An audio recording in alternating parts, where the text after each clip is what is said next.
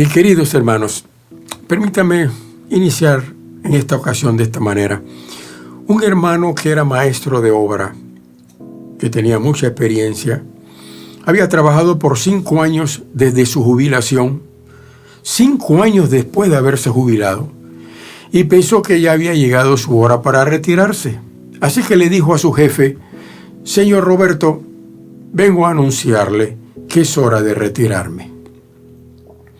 El jefe le dijo: muy bien, pero te quiero pedir un último favor. Por favor, tengo una última casa para construir. Hazme, por favor, este último favor personal. Constrúyela para mí. El hermano accedió y construyó la casa con mucho amor y propósito. Quizás porque el jefe había dicho: construye esta casa para mí. Y decía: construiré esta casa para que el que viva allí se acuerde siempre de mí. Cuando terminó, el jefe le dijo: ¿sabes qué? Esta es tu casa. Acabas de construir tu casa. Es un regalo de jubilación. Es un regalo de la empresa para ti. Estamos escudriñando Esdras capítulo 2, versículos 1 y 2. ¿Lo recuerda? Oyendo los enemigos de Judá, dice Esdras 4, 1, 2, oyendo los enemigos de Judá y de Benjamín, que los venidos de la cautividad edificaban el templo de Jehová, Dios de Israel, vinieron a Zorobabel y a los jefes de las casas paternas, y les dijeron: edificaremos con vosotros, porque vosotros, como vosotros, buscamos a nuestro Dios, y a él ofreceremos sacrificios desde los días de Esar-Adón, rey de Asiria, que nos hizo venir aquí. Los enemigos de Judá y de Benjamín eran extranjeros radicados en la tierra de Israel. Así que pronto llegó la oposición. La consigna del enemigo era: el templo de Dios no debe ser edificado, porque edificar el templo significa adorar a Dios, que ellos adoren a su Dios. Solo la intención de construir generó oposición entre los enemigos de Dios.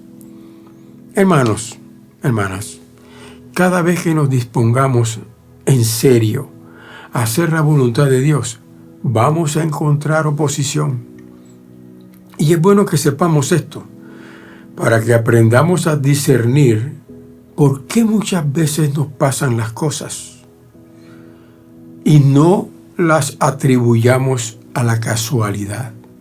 La casualidad y la suerte no existen. Usted va a ver hermanos con actitudes extrañas. Vamos a necesitar madurez para construir. Los que se oponían a la obra son llamados aquí los enemigos de Judá y de Benjamín. Observe, hermanos, estos enemigos eran extranjeros, eran colonos asirios radicados en la tierra de Israel. Allí se habían casado, allí se habían mezclado con mujeres israelitas que se quedaron en Israel y habían creado una religión híbrida, una mezcla de judaísmo con la religión idólatra. A los descendientes de esta mezcla se les llamó los samaritanos, que, como dice la Biblia en 2 de Reyes 17, 33 y 34, temían a Dios y a la vez honraban a sus dioses.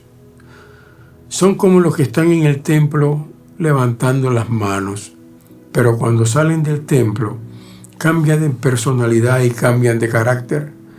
Estos son los que aparentemente adoran a Dios, pero más tarde, cuando se enferman y oran a Dios y no se sanan, entonces corren a buscar a los brujos. Esos son samaritanos, los que adoran al Dios que les sirve. El enemigo ofreció ayuda para edificar. Esto parecía ser una oferta bastante halagadora, pero la idea era estorbar la construcción.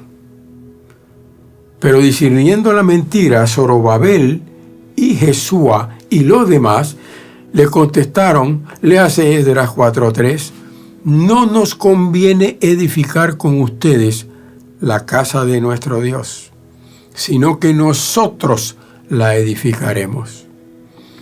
Aquí aprendemos dos cosas muy importantes. Primero, aprendemos que debemos discernir dónde está el peligro. Y segundo, debemos tomar decisiones rápidas para contrarrestar el peligro.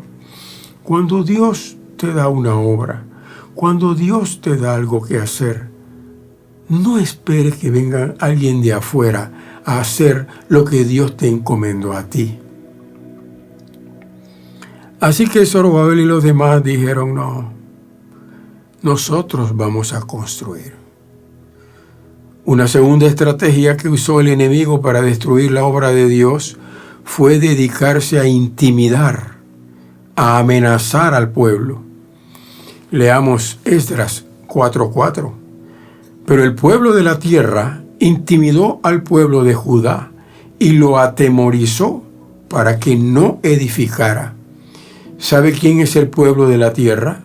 Son los samaritanos, quienes siendo parte de ellos se prestaron para detener la obra y como si esto fuera poco, sobornaron a los consejeros para frustrar sus propósitos. Y escribieron acusaciones contra los habitantes de Judá y de Jerusalén. Hermanos, hermanas, no digo que son 100% samaritanos, pero muchos de ellos estaban ahí. Y esta estrategia estaba destinada a intimidar, para desanimar, para desunir. El desánimo es un arma poderosa. Así que la segunda estrategia era la amenaza, o el desánimo, o la persuasión. Y la tercera estrategia a la cual debemos tener mucho cuidado es el soborno.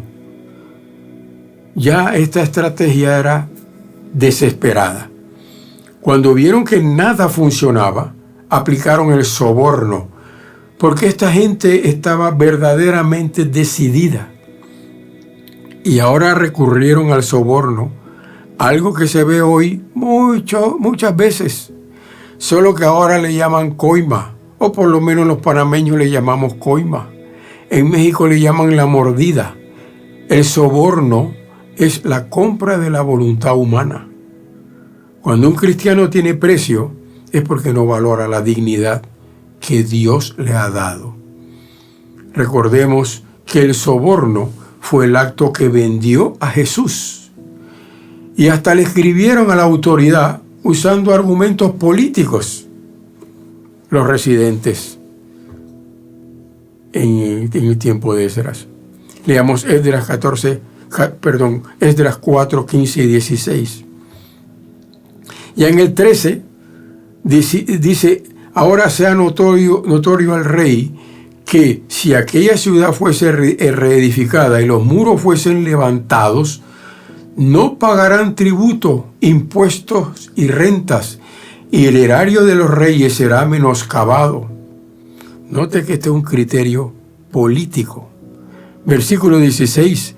Hacemos saber al rey que si esta ciudad fuese reedificada y levantados sus muros, la región del más allá del río no será tuya. ¿Y sabe lo que ocurrió? Lograron parar la obra. Versículos 21 y 23. Entonces la providencia de Dios entró en acción nuevamente. Dice Esdras capítulo 5, versículo 1, que empezaron a profetizar Ageo y Zacarías. Entonces, sensibles a las palabras de Dios, Zorobabel y Jesúa empezaron a reedificar. Nuevamente llegó la oposición. ¿Quién os ha dado orden para edificar esta casa y levantar estos muros? Y la respuesta fue, nosotros somos siervos del Dios del cielo y de la tierra. Entonces los enemigos volvieron a enviar una carta al rey, pero ahora la respuesta fue, de parte del rey, déjenlos que construyan. Y la casa fue terminada. Tesón, perseverancia, fe. Eso es lo que el Señor espera de nosotros. Él no espera que nosotros nos atrevamos a usar un poder que no nos pertenece. Él es el soberano. Nosotros debemos enseñarle nuestro corazón sincero. Usted y yo estamos ayudando a la construcción de nuestro hogar, a la construcción de nuestros hijos. ¿Qué sucedería si a medio andar dijéramos, ¿sabes qué? Ya me cansé de criar a mis hijos. Ya me cansé de construir mi hogar. ¿Qué sucedería? Usted y yo sabemos lo que ocurriría. Muchos han dejado a sus hijos en medio caminar y las consecuencias han sido desastrosas. Asimismo, no podemos dejar la construcción de nuestro templo a medio andar. ¿Estamos dispuestos a construir templo físico y templo espiritual? Habrá tiempos de ataques, tiempos de guerra, tiempos de desánimos y algunas veces se van a acercar extraños a ofrecer sus buenos servicios. Otras veces se acercarán samaritanos. Otras veces se acercarán dentro de nosotros, tratando de destruir la obra. Y hay que estar preparado para todo tipo de ataques, conservando la unidad.